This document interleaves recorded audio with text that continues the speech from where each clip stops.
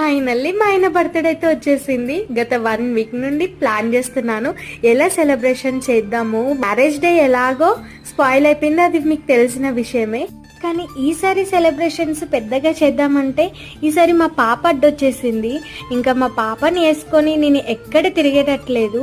ఇంకా చేసేది ఏముంది, ఇంట్లోనే సింపుల్గా డెకరేషన్ అయితే చేసి మా ఆయనకైతే సర్ప్రైజ్ అయితే ఇచ్చాను. ఆ గిఫ్ట్ బాక్స్ చూడంగానే మా ఆయన కళ్ళలో వెలుగు చూడాలి, చాలా హ్యాపీగా ఫీల్ అయ్యాడు. అందులో మెయిన్ ఐటమ్ వచ్చేసి సిల్వర్లో మా ఆయనకి చైన్ ఇంకా బ్రేస్లెట్ ఒకటి చేపించాను.